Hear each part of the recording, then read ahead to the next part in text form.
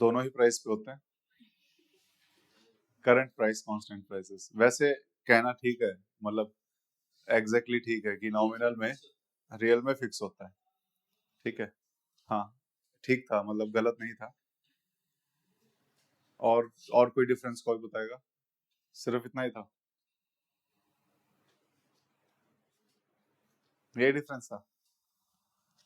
ठीक है, मुझे बताओ दोनों में से इन्फ्लेशन किस में इंक्लूड है? नॉमिनल में इन्फ्लेशन इंक्लूड होती है, रियल में नहीं होती है, क्योंकि वो कांस्टेंट प्राइसेस पे होता है। ये हमने पढ़ लिया था ना, तो हमने एक टेबल बना करके समझा था कि नॉमिनल जीडीपी और रियल जीडीपी में डिफरेंस यही होता है कि नॉमिनल जीडीपी में जैसा आपने बताया कि वो प्राइसेस के ऊपर डिपेंड करता है, लेकिन रियल जीडीपी एक्चुअल प्रोडक्ट के ऊपर डिपेंड करेगा कि प्रोडक्ट बढ़े हैं कि नहीं बढ़े हैं। प्राइसेस क्योंकि उसमें हम कांस्टेंट रखते हैं। ठीक है, इसीलिए उसको हम जीडीपी एट कांस्टेंट प्राइस भी बोलते हैं जब हम रियल जीडीपी की बात करते हैं। और नॉमिनल जीडीपी को क्या बोलेंगे? जीडीपी एट करंट प्राइसेस बोलेंगे। ठीक है, ये हमने लास्ट में किया था। ठीक है, तो जीडीपी हमने पढ़ा था, लास्ट क्लास में जीएनपी भी पढ़ा था। जीडीपी को हमने नॉमिनल और रियल पढ़ा था। जीडीपी की जरूरत क्यों है? क्योंकि हमने पढ़ा था कि ये एक मेजरेबल क्वांटिटी है, इससे हम मेजर कर सकते हैं, चीजों को कंपेयर कर सकते हैं। कुल मिलाकर के लास्ट क्लास में सिर्फ इतना पढ़ा था हमने, यही पढ़ा था ना, या और कुछ पढ़ा था? ठीक है, अभी हम इसी को और फर्दर एक्सप्लोर करेंगे कि जब हम मेजरेबल कहते हैं तो हम कैसे कंट्रीज को मेजर करते हैं इन टर्म्स ऑफ जीडीपी। ठीक है, उसके ऊपर हम जाएंगे और फिर उसके बाद कुछ लिमिटेशंस हैं इस मेजरमेंट में, उन लिमिटेशंस की बात करेंगे। लेकिन उससे पहले एक और चीज, क्योंकि अभी हम जीडीपी को पढ़ ही रहे थे, तो एक वो टेबल को फिर फर्दर एक्सटेंड करते हैं और थोड़ी बहुत एक दो चीजें और समझ लेते हैं उसमें। पहली चीज, एक वर्ड आता है दैट इज जीडीपी ग्रोथ।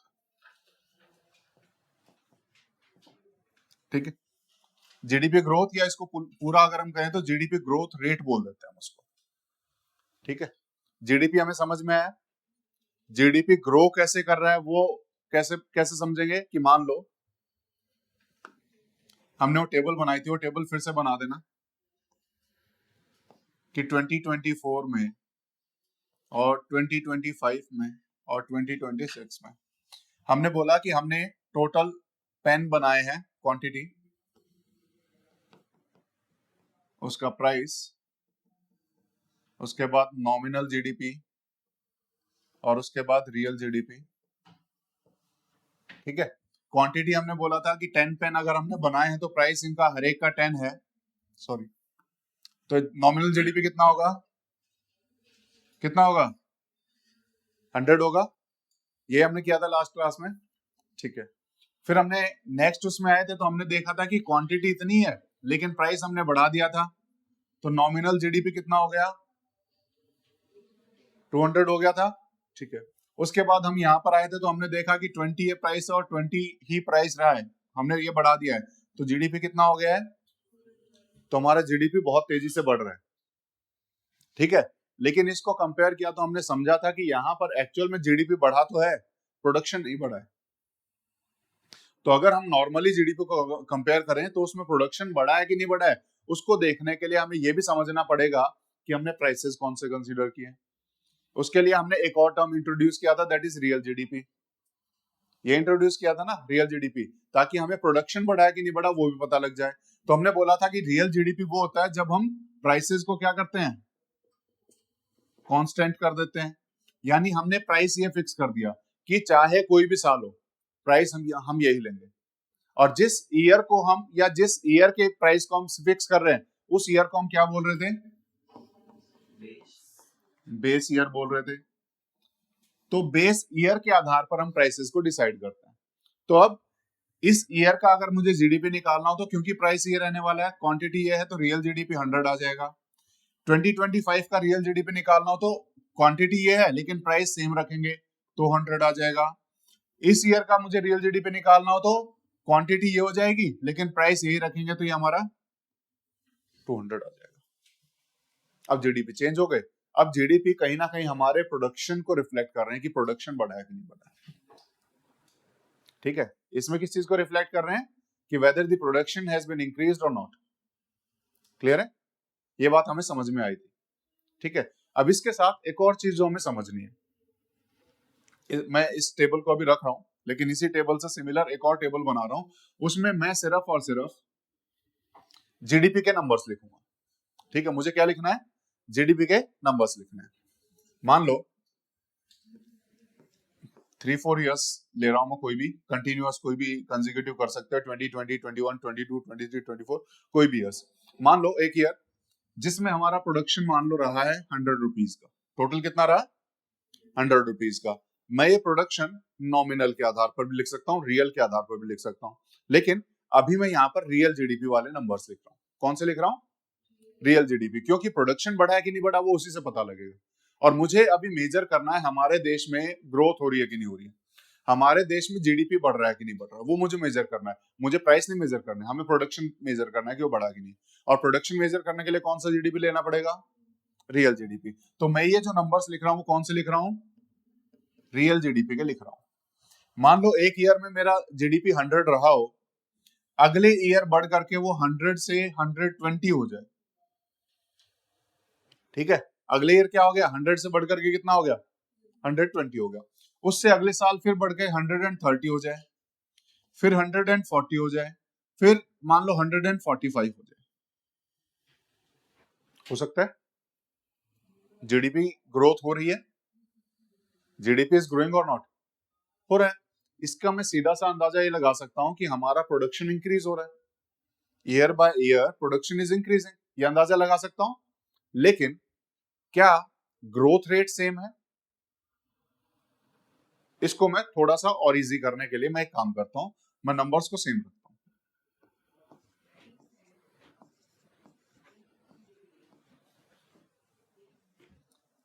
क्या ग्रोथ रेट सेम है, क्या हर साल सेम रेट से ग्रो कर रहा है, क्या हर साल सेम रेट से ग्रो कर रहा है। तो यहां पर कुछ चीजें जो हमें समझने की जरूरत है जब हम रेट की बात करते हैं। मैंने क्या बोला, is the GDP growing at the same rate. तो मुझे जब ये कैलकुलेट करना है ना, तो हमेशा मैं ये नहीं देखूंगा कि यहां पर 20-20 का ही इंक्रीज हो रहा है। जब भी मैं रेट की बात करता हूं वो कंपैरेटिव वैल्यू होती है। वो क्या होती है, कंपैरेटिव वैल्यू होती है, और comparative value compare to the previous one. और इसको हम परसेंटेज में डिनोट करते हैं। इसको हम किस चीज में डिनोट करेंगे, परसेंटेज में, जो अभी आप सीख रहे होगे।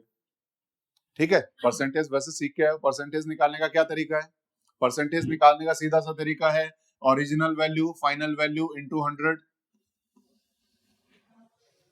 ऐसा ही कुछ करते हैं ना। और परसेंटेज निकालने के लिए नीचे ओरिजिनल वैल्यू रखते हैं, ऊपर जो चेंज हुआ है वो रखते हैं, इनटू 100 कर देते हैं। सेम यही है। ठीक है, यहाँ पे भी अगर मुझे यहाँ पर जीडीपी ग्रोथ देखनी है तो मुझे क्या करना पड़ेगा, चेंज कितना हुआ है 20 का, कितने से चेंज हुआ, 100 से 20 बढ़ा है, कितना आ जाएगा 20%। तो यहां पर मैं देखूं तो मुझे दिखाई देगा कि ये 20% का इंक्रीज है। 100 से 20% इंक्रीज हुआ तो कहां पहुंच गए हम, 120 पे पहुंच गए। फिर अब अगले पे चलते हैं, इंक्रीज कितना हुआ 20, लेकिन कितने से इंक्रीज हुआ 120 से, क्या वैल्यू आएगी, इसको अगर हम देखें तो कितनी वैल्यू आएगी, 16। पढ़ चुके हो इसको, 1/6 की वैल्यू पढ़ी है आप लोगों ने, याद करने को दिया था मैम ने, दिया था ना, कितना था 16.3%। तो ग्रोथ रेट जो हमें सेम दिखाई दे रही थी वो सेम नहीं है। हमने देखा कि जीडीपी ग्रोथ रेट जो हमने बोला कि 100 से 20 हुआ है, 120 से 140 हुआ है, तो हमने बोला कि ग्रोथ रेट सेम है। लेकिन रेट जब भी बात की जाती है कहीं पे भी, जब हम मेजर करते हैं तो उनको परसेंटेज में मेजर किया जाता है। परसेंटेज कंपेयर करने का सबसे आसान तरीका होता है, परसेंटेज कंपेयर करने का सबसे आसान तरीका होता है कि हम प्रीवियस टर्म से इस साल कितना ग्रो किए हुए हैं, तो परसेंटेज टर्म में उसको या रेशियो के टर्म में उसको अच्छे से कंपेयर किया जा सकता है। क्लियर है, और यही हमने यहां पर देखा कि बेशक से हमें नंबर सिमिलर दिखाई दे रहे थे कि सिमिलर ग्रोथ दिखाई चल रही है, लेकिन जब मुझे ग्रोथ रेट मेजर करना होगा तो ग्रोथ रेट मेजर करने के लिए मुझे प्रीवियस ईयर की वैल्यूज चाहिए। कौन सी वैल्यू चाहिए? प्रीवियस ईयर की वैल्यू, इस ईयर की वैल्यू चाहिए, दोनों का डिफरेंस देखना पड़ेगा। हमें ये दिखाई देगा कि जीडीपी ग्रोथ रेट जो लास्ट ईयर थी इस साल उतनी नहीं है, इस साल उससे भी कम हो जाएगी, यहां उससे भी कम हो जाएगी। तो अगर मैं इसको एक स्टेटमेंट में लिखना चाहूं तो मैं लिख सकता हूं GDP growth rate is declining. लिख सकता हूं इस चीज को, GDP growth rate is declining, क्योंकि ग्रोथ रेट तो ये है ना, ये नहीं है। अगर मैं कहूं, दो सेंटेंस लिखता हूं, one is GDP is growing, दूसरा GDP growth rate is declining. दोनों में से कौन सा सेंटेंस ठीक है? दोनों ही ठीक है, ये दोनों सेंटेंस ठीक है। जीडीपी ग्रो कर रहा है ना, this is the number of GDP, this is the number of GDP, GDP तो ग्रो कर रहा है, लेकिन ग्रोथ रेट वो डिक्लाइन हो रही है। ग्रोथ रेट ये है, ये जीडीपी है। तो GDP is growing whereas the growth rate is declining. तो कभी भी न्यूज में ये दिखाई दे कि जीडीपी ग्रोथ रेट इस बार डिक्लाइन किया है, तो इसका मतलब ये नहीं है कि प्रोडक्शन कम हो गया है, प्रोडक्शन तो फिर भी बढ़ा है, प्रोडक्शन तो फिर भी बढ़ा है, लेकिन उतनी तेजी से नहीं बढ़ा है जितना पहले बढ़ा था। पहले 100 से 120 की छलांग लगाई है, 20 अगर हम 100 से कंपेयर करें तो 20 का ग्रोथ दिखाई देगा, लेकिन दूसरे टाइम पे 20 का ग्रोथ है लेकिन 120 पे, जहां पर और ज्यादा छलांग लगनी चाहिए थी। इसको इस तरीके से समझो कि 1 साल के थे तब भी 1 ही मीटर कूद पा रहे हैं, 2 साल के हैं तब भी 2 ही मीटर 1 ही मीटर कूद पा रहे हैं, जबकि 2 साल बढ़ गए ना, हम एज में बड़े हो गए हैं, तो ज्यादा लंबा कूदना चाहिए, वो यहां हुआ नहीं। तो यहां पर ग्रोथ रेट क्या हो रहा है? डिक्लाइन कर रही है। तो इसका सीधा सा मतलब जो हमें समझना है कि ग्रोथ रेट डिक्लाइन का मतलब कभी यह नहीं होता है कि जीडीपी डिक्रीज हो रहा है। ये बात समझ में आ गई? कोई डाउट है इसमें? इसी में एक और वर्ड आपको दिखाई देगा, नेगेटिव ग्रोथ रेट। क्या दिखाई देगा? Negative growth rate. Negative growth rate में हम कह सकते हैं जीडीपी डिक्लाइन किया है। जब ये नंबर नेगेटिव हो जाए, नंबर नेगेटिव कब होगा? जब ये नंबर इससे कम होगा। ये नंबर नेगेटिव कब हो सकता है? जब अगला नंबर पहले वाले से कम हो। तो जहां पे भी नेगेटिव ग्रोथ रेट हो उसका मतलब है जीडीपी डिक्लाइन किया है। जीडीपी ग्रोथ रेट डिक्लाइन का कभी भी मतलब नहीं होता कि जीडीपी डिक्लाइन किया। जीडीपी बढ़ रहा है लेकिन उतनी तेजी से नहीं बढ़ रहा है जितना बढ़ना चाहिए था। क्लियर है? ये बात समझ में आ गई? ये समझना बहुत जरूरी है आगे की क्लासेस को, मतलब आगे के न्यूज़पेपर को समझने के लिए या फिर क्लासेस को समझने के लिए। कोई डाउट है इसमें? ठीक है, तो हमने यहां पर पढ़ा कि जीडीपी ग्रोथ रेट क्या होता है, इसको मैं ये लिख देता हूं, जीडीपी ग्रोथ रेट क्या होता है, और जीडीपी ग्रोथ रेट के इंक्रीज होने का और डिक्लाइन होने का क्या मतलब होता है ये भी हमने समझा। इंक्रीज का कोई एग्जांपल दोगे इसमें? इंक्रीज का एग्जांपल मैं सीधा सा ले सकता हूं, मुझे यहां से 20% से इंक्रीज करना है, 20% 120 का कितना होगा? 24 होगा ना। 120 का 20% क्या होगा? 24, यही होना चाहिए।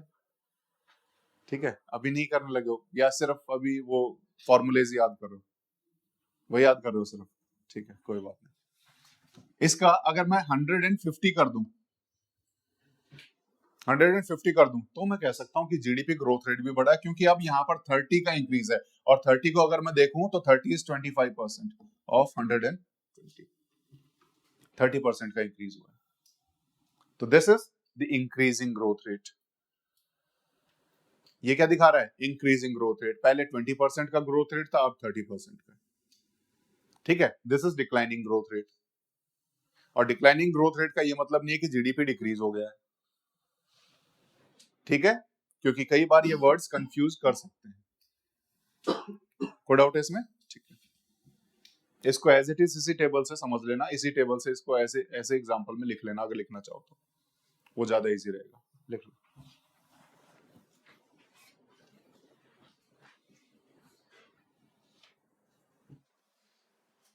यही लिख लेना, it shows decline in growth rate.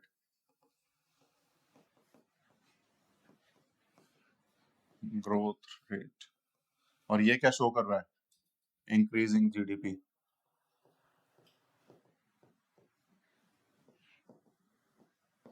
और ये क्या शो कर रहा है? यहाँ पर 20% का इंक्रीज था, यहाँ 25% का इंक्रीज है, तो ये क्या शो कर रहा है? This is positive growth rate. Positive तो है, पॉजिटिव तो यहाँ पे भी था, यहाँ इंक्रीजिंग ग्रोथ रेट।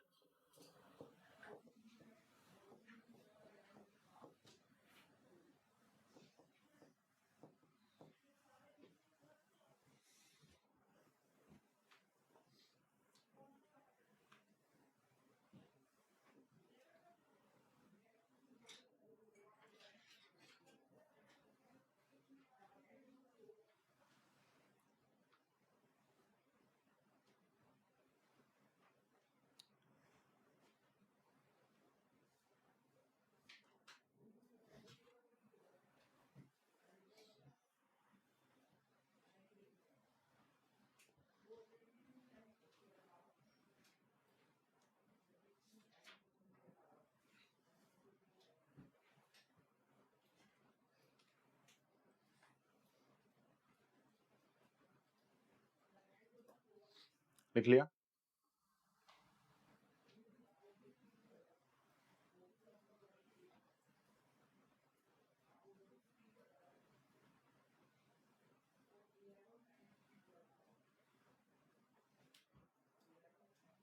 लिख लिया? ठीक है, अब नोट डाल करके कुछ वैल्यूज को हम डिस्कस कर लेते हैं। हमने पढ़ा नॉमिनल जीडीपी और रियल जीडीपी में क्या डिफरेंस होता है। अभी 2026 के लिए इंडिया का जो नॉमिनल जीडीपी है that is rupees 345.47 lakh crore. ठीक है, ये लिख लेना इसको। 2026 के लिए जो इंडिया का जीडीपी है दैट इज 345.47 लाख करोड़। ये इंडिया का जीडीपी है, यानी इंडिया में टोटल जितना भी प्रोडक्शन हुआ है उसकी फाइनल वैल्यू इतनी है। इंडिया में जितना ही प्रोडक्शन हुआ है उसकी टोटल फाइनल वैल्यू कितनी है 2026 में। और 2026 की मैं बात बता रहा हूँ, 2026 तो अभी चल रहा है, तो ये एस्टिमेटेड होता है हमेशा। दीज वैल्यूज आर एस्टिमेटेड कि हमारा 2026 में इतना प्रोडक्शन रहेगा। नहीं, नॉमिनल बताया मैंने, नॉमिनल बताया, नॉमिनल के सामने लिखा ना। रियल जीडीपी लिख लो। 2026 में रियल जीडीपी हमारा होगा 300 रुपीज 322.58 लाख करोड़।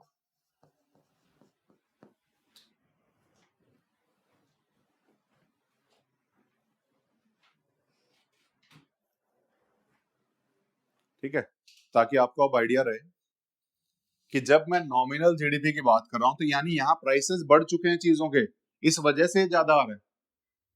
अगर हम उसको बेस ईयर के आधार पर देखें तो एक्चुअल में तो हमारा प्रोडक्शन इतना है। ठीक है, बेस ईयर के आधार पर वैल्यू को लगाएं तो हमारा ये है, लेकिन आज के प्राइसेस के आधार पर लगाएं तो हमारा जीडीपी इतना है। ठीक है, अब कुछ चीजें जो आपको पता होनी चाहिए जब भी, क्योंकि हमने पढ़ा कि GDP is used to measure and compare the values. GDP को हम किस में यूज करते हैं? To measure and compare the values. अब मुझे एक चीज ये समझ में आ गई कि जीडीपी मुझे ग्रोथ रेट मेजर करना हो, जो अभी हमने समझा, जीडीपी का ग्रोथ रेट मेजर करना हो तो नॉमिनल मुझे कभी भी अच्छी वैल्यू या ठीक वैल्यू नहीं दे पाएगा, क्योंकि नॉमिनल वैल्यू में मुझे ये नहीं पता लगेगा कि प्रोडक्शन बढ़ा है कि नहीं बढ़ा। वहां तो प्राइस भी बढ़ गए तो भी प्रोडक्शन बढ़ता हुआ दिखाई देगा। इसीलिए जब भी हम जीडीपी ग्रोथ को मेजर करते हैं या कहीं पे भी जीडीपी ग्रोथ के वैल्यूज दी होती हैं वो आपको रियल जीडीपी की मिलती है। तो लिख लो, growth rate is measured in real GDP. Growth rate is measured in real GDP.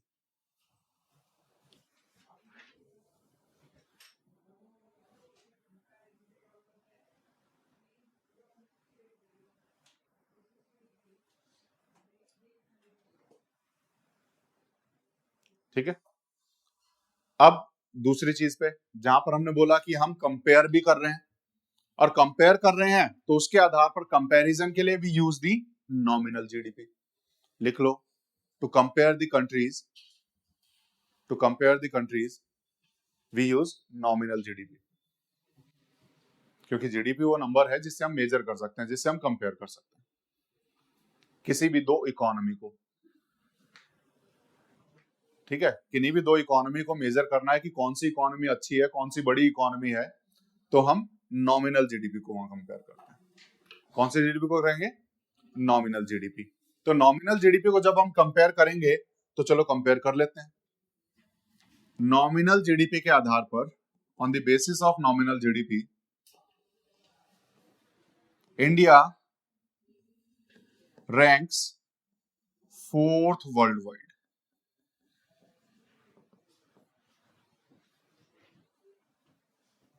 On the basis of nominal GDP, India ranks 4th worldwide. First is USA.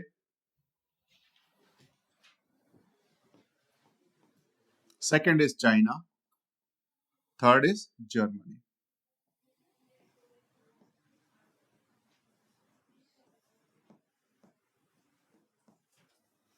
ठीक है, इसको कंपेयर करते हैं हम, कितना बड़ा इकोनॉमी है। जब हम 4th लार्जेस्ट बोल रहे हैं खुद को, तो हम कितनी बड़ी इकोनॉमी है। ठीक है, एक बार कंपेयर करते हैं, क्योंकि नॉमिनल जीडीपी के ऐसे कंपेयर किया तो हमें लग रहा है बहुत बड़ी इंडिया की इकोनॉमी बहुत बड़ी है। ठीक है, लेकिन अब कंपेयर में नंबर्स हमें चाहिए, तभी कंपेयर कर पाएंगे। तो 2026 का जो एस्टिमेशन है उसके नंबर्स मैं आपको दे रहा हूं, क्योंकि कंपैरिजन के लिए मैं यहाँ रुपये लिख दूं, यहाँ इनकी करेंसी लिख दूं, यहाँ इनकी करेंसी लिख दूं, यहाँ इनकी करेंसी लिख दूं, तो कंपैरिजन नहीं हो पाएगा। मुझे कंपैरिजन के लिए सभी नंबर्स को एक करेंसी में लाना पड़ेगा। कंपैरिजन के लिए सभी करेंसी को एक सिंगल नंबर में मुझे चाहिए, और single number is dollar. Single number कौन सा होगा? डॉलर होगा। तो मैं सारे नंबर जो लिखूंगा वो डॉलर्स में लिखूंगा, और कभी भी जब हम नॉमिनल जीडीपी मेजर करते हैं उसको फाइनली डॉलर्स में बताया जाता है आरबीआई के द्वारा, ताकि उसको कंपेयर किया जा सके बाकी कंट्रीज के साथ। आईएमएफ भी डॉलर्स में ही इन नंबर्स को लेती है, उनका रुपये से कोई लेना देना नहीं है। ठीक है, तो डॉलर्स के आधार पर अगर हम देखें, यूएसए 31 ट्रिलियन डॉलर की इकोनॉमी है। नॉमिनल जीडीपी के आधार पर यूएसए की इकोनॉमी क्या है? 31 ट्रिलियन डॉलर। वहीं पर चाइना की अगर हम बात करें तो चाइना की अप्रोक्सीमेटली 20 ट्रिलियन डॉलर है। चाइना की इकोनॉमी क्या है? Approximately 20 trillion dollar. वहीं जर्मनी की अगर हम बात करें, जर्मनी इज 5.3 ट्रिलियन डॉलर, और इंडिया इज 4.5 ट्रिलियन डॉलर। ठीक है, और ये 2026 के एस्टिमेशन है।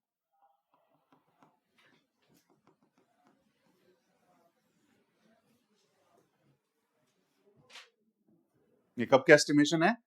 2026। ठीक है, तो India is the 4th largest economy of the world. ठीक है, क्या ये कहना गलत होगा? नहीं होगा।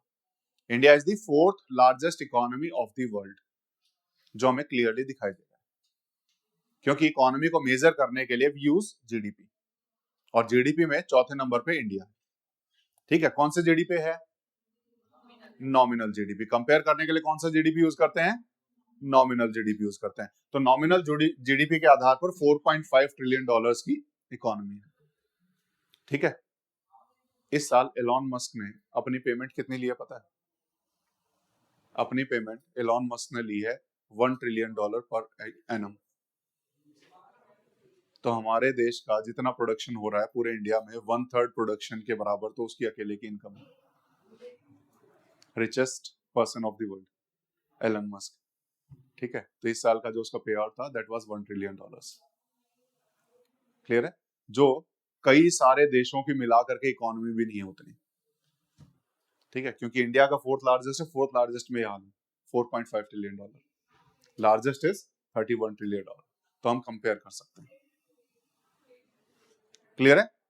तो जब 4th लार्जेस्ट बोल रहे हैं तो we have a very huge gap, कि हमें सेकंड पे भी पहुंचना हो। सेकंड पे तो हम बेसिकली कब पहुंचेंगे पता नहीं है।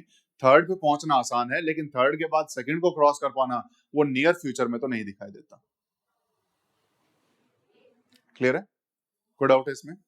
लेकिन now the question remains same, is it a true major?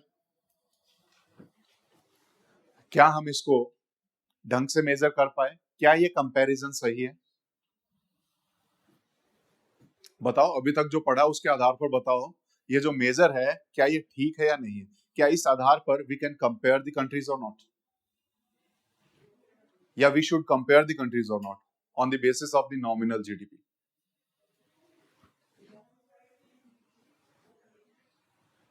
बताओ, हमें नॉमिनल जीडीपी में क्यों कंपेयर करते हैं? क्योंकि हमें तो आज की जीडीपी को कंपेयर करना है ना। आज जितने प्राइसेस चल रहे हैं, वहां जितने प्राइसेस चल रहे हैं, हम तो उनको कंपेयर कर रहे हैं। नहीं तो ऐसे भी कोई भी कंट्री जो है आज के प्राइस बताएगी, हम 2010 के प्राइस बताएंगे, तो ह्यूज गैप हो जाएगा।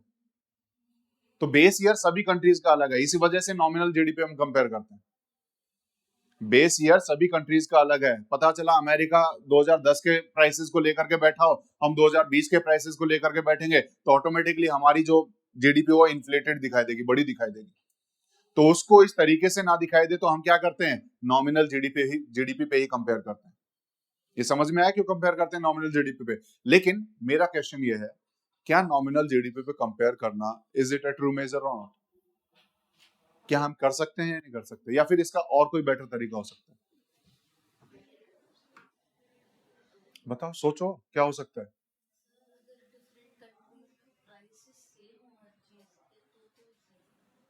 तो सही है।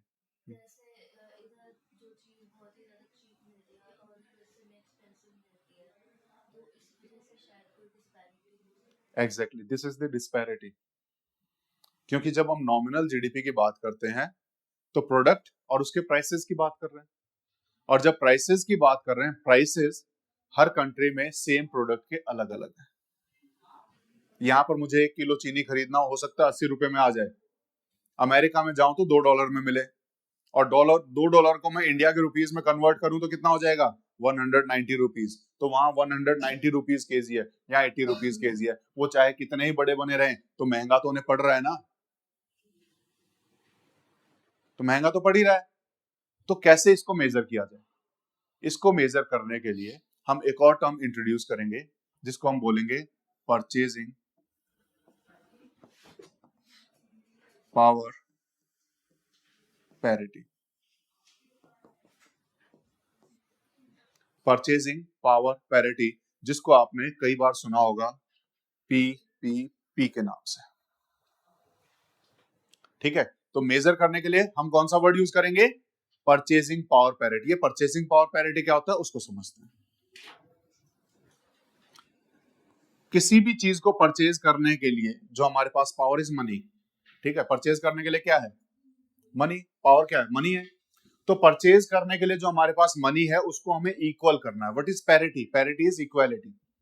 पैरिटी क्या होता है, इक्वालिटी, कंपेयर करना। PAR वहां पे भी आता है, पढ़ोगे आप उसको, जब रूट वर्ड्स पढ़ोगे तो PAR एक वर्ड है, ठीक है, एट पार विद, है ना। तो जहां पे भी PAR आता है वो कहीं ना कहीं इक्वालिटी को कंपैरिजन के लिए दिखाया जाए। कंपेयर में भी PAR है कि कहीं ना कहीं दो चीजें इक्वल है कि नहीं, उसको देख रहे हैं हम। तो पैरिटी इज इक्वालिटी, ठीक है। तो वहां पर इक्वल है कि नहीं चीजें, वो मेजर करते हैं। कैसे मेजर करते हैं वो समझते हैं। जैसे मान लो यूएस में और इंडिया में, दो एग्जांपल लेता हूं, ठीक है। और ये एग्जांपल एक्चुअल में लिया जाता है, जिस एग्जांपल की मैं बात कर रहा हूं, ठीक है। बर्गर का प्राइस मेजर किया जाता है। किस चीज का प्राइस मेजर करते हैं, बर्गर का प्राइस। कौन सा, मैकडोनल्ड का बर्गर। कौन सा प्राइस, मैकडोनल्ड का बर्गर, क्योंकि मैकडोनल्ड का बर्गर लगभग हर कंट्री में आपको दिखाई देगा। तो एक ट्रू मेजर है वो। तो उसकी वजह से कि कितने में अमेरिका में मिल रहा है और कितने में इंडिया में मिल रहा है, उसको हम कंपेयर करते हैं। जैसे मान लो एग्जांपल हम लेंगे, मान लो यूएसए में एक बर्गर जो है $2 में आता हो। यूएसए में कोई भी बर्गर जो है, एक सिंगल बर्गर मैकडोनल्ड का जो बेसिक बर्गर है, वो कितने में आता हो, $2 में। उसका इंडिया में प्राइस देखें तो हमें दिखाई देगा कि वो अप्रोक्सीमेटली 50 रुपीज है। अप्रोक्सीमेटली कितना है, 50 रुपीज है। ये बात समझ में आई है, ठीक है। उसके बाद अगर हम आज का डॉलर और रुपये का कन्वर्जन रेट देखें, क्या देखना है हमें? आज का डॉलर और रुपये का कन्वर्जन रेट देखना है। तो हमें समझ में आएगा कि हम जब न्यूज़पेपर पढ़ते हैं हमें दिखाई देगा कि अप्रोक्सीमेटली 95 रुपीज हो गया एक डॉलर। $1 की वैल्यू आज के टाइम पे अप्रोक्सीमेटली कितनी हो गई है? Approximately 95 rupees. ठीक है, तो उसके आधार पर अगर मैं यहां देखूं यूएसए में, तो मैंने 190 रुपीज खर्च कर दिए एक बर्गर को खरीदने के लिए, और यहां पर मैं सिर्फ कितने खर्च कर रहा हूं? 50। यहां से 4 गुना वहां खर्च करने पड़ रहे हैं। यानी अगर मेरी यहां पर इनकम 1 है और यहां इनकम 4 है, बराबर है, इक्वल हो गई ना। यहां पर मेरी इनकम 50 की है, वहां मेरी इनकम 190 की है, इक्वल है। This is approximately 4 times, approximately 4 times. तो इसके आधार पर अगर मैं कहूं, मेरी यहां पर मैंने इनकम लिखी कि वो 4.5 ट्रिलियन डॉलर है। कितनी है? 4.5 ट्रिलियन डॉलर। और इनकी कितनी थी? 31 ट्रिलियन डॉलर, यही थी ना। तो मुझे उससे कंपेयर करना हो तो मुझे इसको 4 से मल्टीप्लाई करना पड़ेगा, तो दैट विल कम अप्रोक्सीमेटली कितना? 18 ट्रिलियन डॉलर। अब सही कंपैरिजन है कि बेशक से अमेरिका की जो इकोनॉमी है that is of 31 trillion dollar, लेकिन in the terms of purchasing power parity, कि जो इनकम हमारी है उसके आधार पर हम जितना सामान खरीद सकते हैं, उसके आधार पर हमारी इनकम 18 ट्रिलियन डॉलर के इक्वल आएगी। कितनी आएगी? Approximately 18 trillion dollars. क्लियर है? तो इस तरीके से मेजर करना ज्यादा अच्छा रहता है, और इसीलिए इसको मेजर करने के लिए हम हमेशा एक और मेजर हमेशा लिखते हैं, दैट इज वो था नॉमिनल जीडीपी, ये है GDP at purchasing power parity. ठीक है, और उसमें इंडिया 3rd नंबर पे है। वर्ल्ड वाइड कितने नंबर पे है? 3rd नंबर पे। लिख लो इसके भी टर्म्स। चाइना इसमें पहले नंबर पे है, चाइना। ठीक है, China. Second is USA, third is India. और चाइना की परचेजिंग पावर पैरिटी के आधार पर हम देखें तो उनकी इकोनॉमी है 43 ट्रिलियन डॉलर्स। क्योंकि यूएसए से ही मेजर कर रहे हैं तो यूएसए की तो सेम ही रहनी है, क्योंकि यूएसए को तो हमने बेस बना दिया, यूएसए से ही मेजर करना है हमें, तो यूएसए की सेम रहेगी। इंडिया की है 19 ट्रिलियन डॉलर्स। इंडिया कितनी है?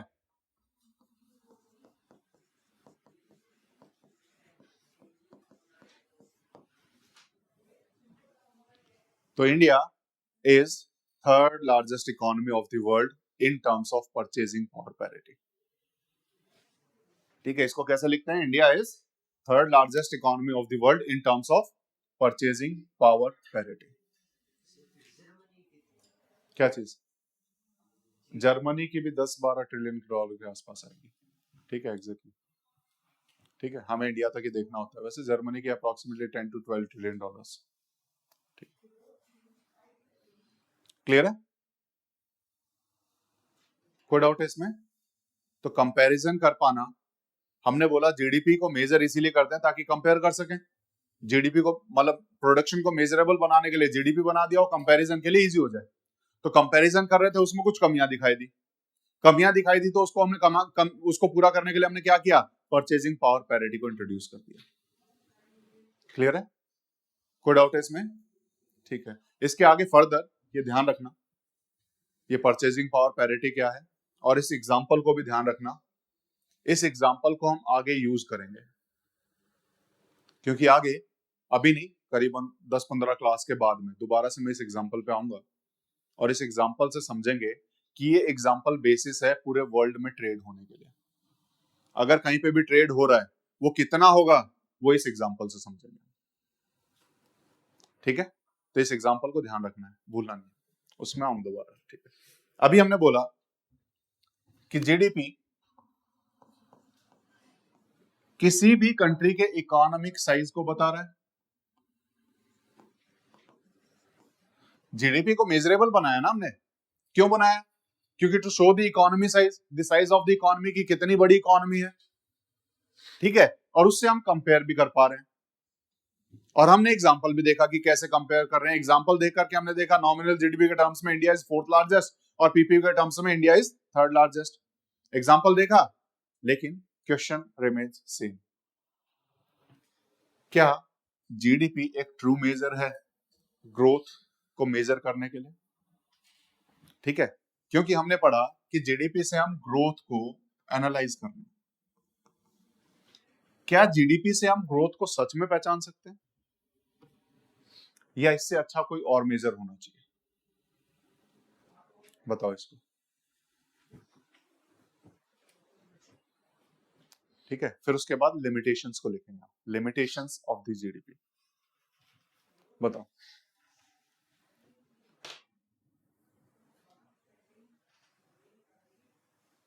बताओ। हमने पढ़ा जीडीपी इकोनॉमी के साइज को बता रहा है, ये पढ़ा ना हमने। तो क्या वो ट्रू मेजर है किसी भी कंट्री की ग्रोथ को बताने के लिए? क्योंकि बता पा रहे हैं पिछले साल हमारी जीडीपी इतनी थी, इस साल इतनी है, हमने बता दिया 10% इंक्रीज हो गया। इस बार का हरियाणा का बजट क्या है? हरियाणा का बजट बोल रहा है कि हमने 10% ग्रोथ रजिस्टर किया है। हमारे इंडिया के बजट ने बोला है we have achieved the 9.6% growth. तो क्या ये ग्रोथ सही मायने में ग्रोथ को दिखा रहा है कि इंडिया में कुछ ग्रोथ हुई है कि नहीं? बताओ। दिखाई रहा होगा तभी तो नाप रहे हैं, दिखाई रहा होगा तभी नाप रहे हैं। लेकिन यहां पर हमें एक टर्म समझना पड़ेगा।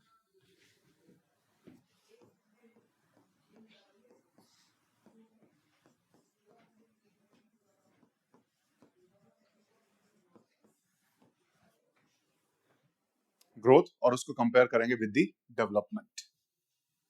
ग्रोथ तो हो रही है, इकोनॉमी का साइज बड़ा हो रहा है, क्योंकि हमने तो वही ग्रोथ को मेजर किया है। लेकिन उसकी वजह से क्या सभी लोग ग्रो कर रहे हैं? जैसे हमने बोला कि इंडिया की इकोनॉमी अगर हम आजादी के बाद से देखें तो मल्टीपल टाइम्स, मतलब लैक्स ऑफ टाइम बढ़ गई है, लेकिन लोगों की इनकम उतनी बढ़ी है? क्या लोगों में उतना डेवलपमेंट हुआ है? क्या एजुकेशन उतनी बड़ी है? क्या हेल्थ उतनी बड़ी है? क्या हैप्पीनेस उतनी बड़ी है? क्या एनवायरनमेंट उतना बेटर हुआ है? जीडीपी इन चीजों को मेजर करता ही नहीं है। जीडीपी सिर्फ एक चीज देखता है, प्रोडक्शन हुआ है, उसकी वैल्यू क्या है, बता दिया, काम खत्म। लेकिन जीडीपी ने तो बताया ही नहीं कि जो इनकम हुई है वो पूरी इकोनॉमी में डिस्ट्रीब्यूट हुई कि नहीं। जीडीपी ने कभी ये बताया हमें कि जो इनकम हुई है वो पूरी इकोनॉमी में डिस्ट्रीब्यूट हुई है कि नहीं है? दिस इज द लिमिटेशन, कि वो इनइक्वालिटी को मेजर नहीं करता। ठीक है, और क्या लिमिटेशन है? कि वो लोग उससे हैप्पी है कि नहीं वो मेजर नहीं करता। लोगों की हैप्पीनेस तो मेजर की नहीं। एजुकेशन लेवल बढ़ा कि नहीं बढ़ा वो भी मेजर नहीं हो रहा। ठीक है, हेल्थ लोगों की इंप्रूव हुई है कि नहीं वो भी मेजर नहीं किया। उसने तो सिंपल मेजर कर दिया कि देखो प्रोडक्शन हो गया, हमारा काम खत्म, उससे आगे हमें नहीं पता ग्रोथ हुआ है कि नहीं हुआ। तो ग्रोथ कैसी? तो एक इस टाइप की ग्रोथ है जिसमें हमें पता ही नहीं लग रहा एक्चुअल में सब ग्रो कर रहे हैं कि नहीं कर रहे। तो उसके लिए वी रिक्वायर डिफरेंट इंडिकेटर्स, उसके लिए वी रिक्वायर डिफरेंट इंडिकेटर्स। तो सबसे पहले उसको लिखने से पहले कुछ लिमिटेशंस लिख लो, limitations of the GDP. Limitations of the GDP calculation लिखो, जीडीपी कैलकुलेशन।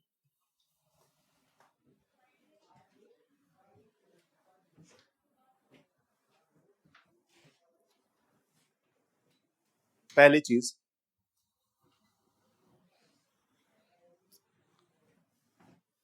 लिमिटेशंस लिख रहे हैं। पहली चीज, इट डज नॉट इंक्लूड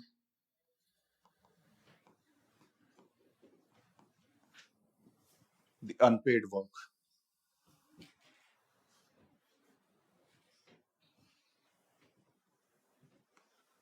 ठीक है, या दूसरे शब्दों में लिखो तो इसको लिख सकते हो नॉन मार्केट एक्टिविटीज।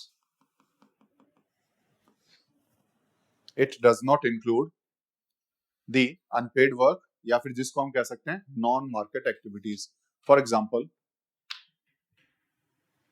हमने प्रोडक्शन तो किया, लेकिन प्रोडक्शन में हमने कुछ चीज बनाई, कुछ सर्विस प्रोड्यूस की, कुछ गुड्स प्रोड्यूस किए, सिर्फ उसी का ही तो मेजर किया हमने मॉनेटरी टर्म्स में।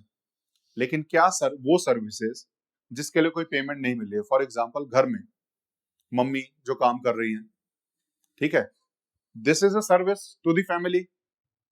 हमने उस सर्विस की मॉनेटरी टर्म्स में कन्वर्ट करके क्या उसकी वैल्यू को ऐड किया जीडीपी में कभी? क्योंकि वो मार्केट में सेल परचेज नहीं हो रही है, तो इसलिए हम उसको नहीं करते। ठीक है, जो लोग आपस में चलते चलते एक दूसरे की हेल्प कर देते हैं, दैट इज अ सर्विस। क्या हमने उस प्रोडक्शन को इस जीडीपी में कैलकुलेट किया कभी? नहीं करते हम कभी। तो जीडीपी बेशक से प्रोडक्शन को दिखा रहा है, प्रोडक्शन के फाइनल वैल्यूज को दिखा रहा है, लेकिन इसके अंदर सभी वर्क इंक्लूड नहीं। तो इसीलिए this can not be the true measure of the economy. क्या हो सकता है? नहीं हो सकता, क्योंकि there are multiple activities which are beyond the market जो इसमें कैलकुलेट नहीं की जाती। ये बात समझ में आ गई? ठीक है, उसके बाद फर्दर नेक्स्ट लिख लो। It does not exclude the negative externalities. ये नेगेटिव एक्सटर्नैलिटीज क्या होता है? बेसिकली जैसे मान ले हमने पेज प्रोड्यूस किया। हमने क्या प्रोड्यूस किया? एक पेज, पेपर बना लिया। पेपर बनाते टाइम पे हमने पेड़ भी काटा है, यानी एक पेपर को हमने बेशक से प्रोड्यूस किया, लेकिन उसकी वजह से नुकसान क्या किया? उसको तो हमने माइनस किया ही नहीं। एनवायरमेंट का नुकसान हुआ कि नहीं हुआ? तो जब हम प्रोडक्शन की बात कर रहे हैं, उस प्रोडक्शन के कारण हो रहे एनवायरमेंट के नुकसान को हम मेजर नहीं कर रहे हैं। क्लियर है? तो it excludes the negative externalities. क्योंकि सिर्फ प्रोडक्शन पे ध्यान देना वो गलत तरीका हो जाता है ग्रोथ को मेजर करने का। एक साइड ग्रो करते चले जाए, दूसरी साइड सारे फॉरेस्ट खत्म कर दिए, क्या वो ट्रू ग्रोथ कहलाएगी? नहीं कहलाएगी। ट्रू ग्रोथ क्या है? सस्टेनेबल ग्रोथ, एनवायरमेंट को साथ लेकर के जब चलेंगे। ठीक है, थर्ड लिख लो इसी में। इट डज नॉट शो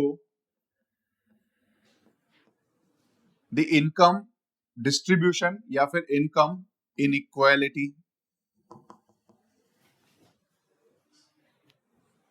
क्योंकि हमें तो सिर्फ एक चीज से मतलब है कि इंडिया फोर्थ लार्जेस्ट बन गया है, 4.5 ट्रिलियन डॉलर की इकोनॉमी बन गया है, लेकिन 80% ऑफ द पॉपुलेशन टुडे सिर्फ 2 वक्त की रोटी मिल जाए इतने पैसे भी उनके पास नहीं होते।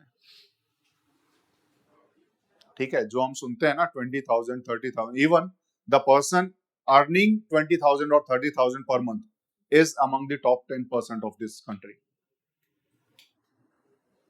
ठीक है, तो 80% पॉपुलेशन ऐसी है जिसके पास 2,000 3,000 की इनकम भी नहीं है पर मंथ। हम फोर्थ लार्जेस्ट इकोनॉमी है, और फोर्थ लार्जेस्ट इकोनॉमी में कहते हुए हमें यह भी देखना पड़ेगा कि 80% इकोनॉमी ऐसी है जिसके पास कुछ नहीं है। तो ये 4.5 ट्रिलियन डॉलर तो सिर्फ 20% इकोनॉमी को ही दिखा रहे हैं, उस 80% को उन्होंने रिफ्लेक्ट किया ही नहीं। ठीक है, तो ये उस इनकम डिस्ट्रीब्यूशन को या इनकम इनइक्वालिटी को जीडीपी ग्रोथ मेजर नहीं करता है, वो तो सिर्फ ये बताता है पूरे देश में कितना प्रोडक्शन हुआ, काम खत्म। एक्चुअल डेवलपमेंट हुआ कि नहीं हुआ तो दिखाया नहीं। ठीक है, नेक्स्ट लिखो इसी में। It does not shows the leisure education और health status of the population. Health status of the population, हमने बोला जीडीपी ग्रो किया और लोग जो हैं 10 गुना तेजी से बीमार हो रहे हैं। ठीक है, बीमार हो रहे हैं, हमने जाकर के हॉस्पिटल को पैसे दे दिए, हॉस्पिटल बोलेगा देखो मैंने सर्विस दी, हमारा प्रोडक्शन और बढ़ गया। तो हमने बीमार होने को भी प्रोडक्शन में लगा दिया। लोग बीमार हो रहे हैं, उसको कैलकुलेट कहां कर रहे हैं हम? कि प्रोडक्शन कर रहे हैं हम। तो किया ना इसमें कि लोग 10 गुना तेजी से बीमार हुए, हॉस्पिटल में जाकर के बीमार एडमिट हुए, हॉस्पिटल्स ने ये दिखा करके देखो हमने इतनी सर्विसेज दी हैं और हमने इतना प्रोडक्शन किया है हमारे हॉस्पिटल सर्विसेज में। तो ये क्या ट्रू मेजर होगा? तो it does not shows the education level, the health status और the leisure activities that are enjoyed by the population of India और ऑफ एनी कंट्री। ठीक है, ये उसको भी नहीं दिखाता। और फर्दर लिख लो, इट डज नॉट मेजर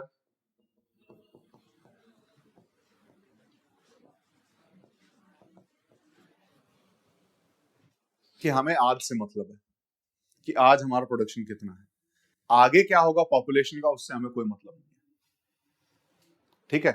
तो it does not count the future wellbeing also, future wellbeing को भी हमारा जीडीपी मेजर नहीं करता है। फर्दर और क्या नहीं मेजर करेगा,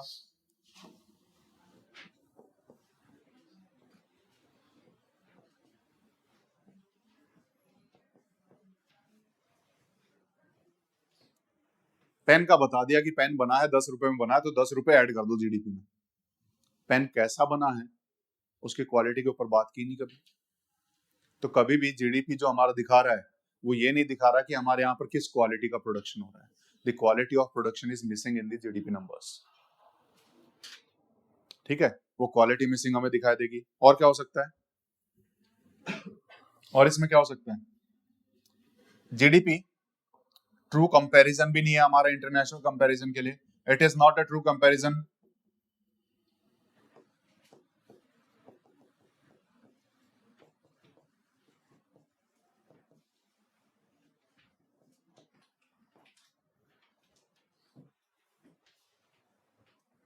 ठीक है, क्यों नहीं ट्रू कंपैरिजन, ऑलरेडी हमने देखा हो तो पीपीपी में हमें जाना पड़ रहा है। और पीपीपी में जाने के बाद भी ट्रू कंपैरिजन क्यों नहीं है, क्योंकि वहां की सरकारें अपने लोगों को फ्री हेल्थ सर्विसेज दे रही हैं, फ्री एजुकेशन सर्विसेज दे रही हैं। इंडिया में वो है नहीं है, तो हम कैसे कंपेयर करें कि दो जीडीपी को कैसे कंपेयर करें, वहां की फैसिलिटीज अलग है, यहाँ की फैसिलिटीज अलग है। तो ये ट्रूली इस चीज को भी मेजर नहीं करता है हमारा जो इंटरनेशनल कंपैरिजन है जिसके लिए हमने इसको बनाया था। लेकिन फिर भी आज भी हम जीडीपी को ही मेजर करते हैं और जीडीपी से ही चीजों को कैलकुलेट करने की कोशिश करते हैं, इतनी कमियां होने के बावजूद। ठीक है, क्या हमारे पास कोई बेटर इंडिकेटर्स नहीं है, क्या हमारे पास कोई बेटर टर्म्स नहीं है जिससे हम मेजर कर सकें? तो देखेंगे एक एक करके सबको पढ़ेंगे। हमारे पास है ग्रॉस नेशनल हैप्पीनेस इंडेक्स, ठीक है, देन उसके बाद ग्रीन जीडीपी, ठीक है, जेंडर इनइक्वालिटी इंडेक्स जो बताएगा इनइक्वालिटी कितनी है, ग्रॉस हैप्पीनेस इंडेक्स बताएगा कि कितनी हैप्पीनेस है among the people in the terms of the literacy level, the life certainty. ठीक है, क्या ये लाइफ सर्टेनिटी बता पा रहा है कि यहाँ के लोगों की एवरेज एज कितनी है? ठीक है, तो सिर्फ ग्रो को मेजर करना और उसके साथ बाकी चीजों को इग्नोर करना वो ट्रू मेजर नहीं हो सकता ऑफ द ग्रोथ। ठीक है, तो this is not a true measure of the growth. तो इसीलिए we have to understand the difference between the growth and the development. ठीक है, कि ग्रोथ नहीं, हमें डेवलपमेंट भी देखना। डेवलपमेंट इंडिविजुअल्स का हो रहा है कि नहीं हो रहा है, लोगों का लाइफ स्टैंडर्ड बढ़ रहे हैं कि नहीं बढ़ रहे, लिविंग स्टैंडर्ड बढ़ रहे हैं कि नहीं बढ़ रहे, इनइक्वालिटी कम हो रही है कि नहीं हो रही है, एनवायरमेंट बेटर हो रहा है या नहीं, हेल्थ स्टेटस इंक्रीज हो रहा है कि नहीं, एजुकेशन लेवल बढ़ रहा है कि नहीं बढ़ रहा है। जब हम इन लेवल्स को बढ़ते हैं this is termed as development. इसको हम किस नाम से बोलते हैं? डेवलपमेंट। तो ग्रोथ और डेवलपमेंट में समझ आया अंतर क्या है? ग्रोथ क्या है? ग्रोथ सिंपल, जीडीपी के जो नंबर्स इंक्रीज हो रहे हैं उसको हम ग्रोथ बोलते हैं। डेवलपमेंट जब हम हर एक इंडिकेटर को समझते हैं, हेल्थ स्टेटस इंक्रीज हुआ कि नहीं, एजुकेशन लेवल इंक्रीज हुआ कि नहीं हुआ, लोगों में हैप्पीनेस है कि नहीं है, एनवायरमेंट बेटर हो रहा है कि नहीं हो रहा है, और इसके अलावा नंबर ऑफ कंडीशंस कह सकते हैं, लिविंग स्टैंडर्ड बढ़ रहा है कि नहीं बढ़ रहा है, इनइक्वालिटी घट रही है कि नहीं घट रही है। इन मेजर्स को जब हम नापते हैं तो वो हमारा कहीं ना कहीं डेवलपमेंट को दिखाता है। ठीक है, तो इसको लिख लो ग्रोथ और डेवलपमेंट को। इकोनॉमिक ग्रोथ पहले तो लिखो, economic growth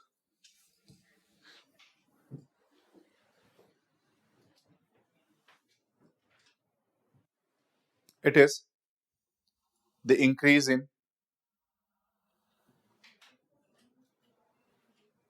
it is the increase in countries output of goods and services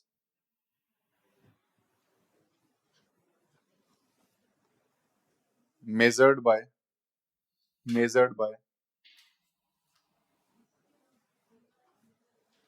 the rise in GDP oblique GNP, GDP oblique GNP. और इसी में इसी का एक सब पॉइंट बना करके लिख लो, it focuses on production, it focuses on production oblique output, और ब्रैकेट में लिख लो that is quantitative work, quantitative aspects, ठीक है ना, ब्रैकेट में लिख लो क्वांटिटेटिव एस्पेक्ट्स। एक बार पढ़ो इसको, क्या समझ में नहीं आया पूछो।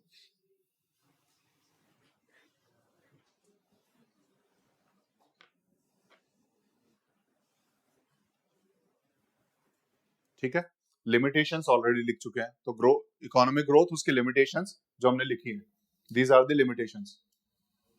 ठीक है, इनइक्वालिटी लिखिए, हाँ ठीक है। उसके बाद इकोनॉमिक डेवलपमेंट लिखो,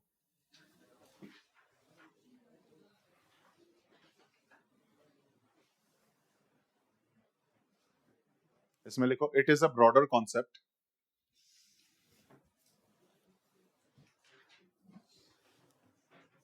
it is a broader concept that includes economic growth along with other factors. It includes economic growth along with other factors like living standard, quality of life, reduction of poverty,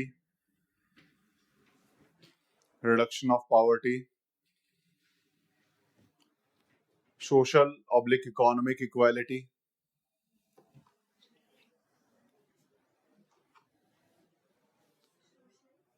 economic equality,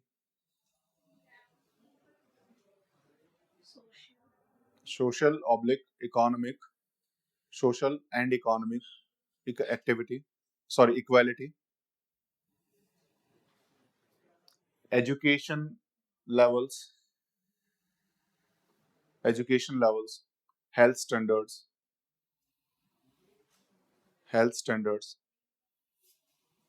etc.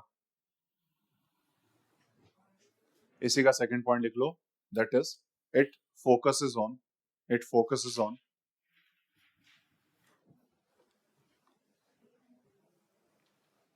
Qualitative aspects. वो सिर्फ quantity को देखता है, quality को भी देखता है, development.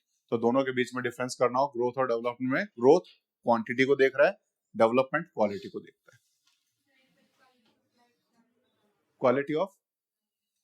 Quality of life में कि जैसे, अच्छा, quality of life, reduction of poverty होगा।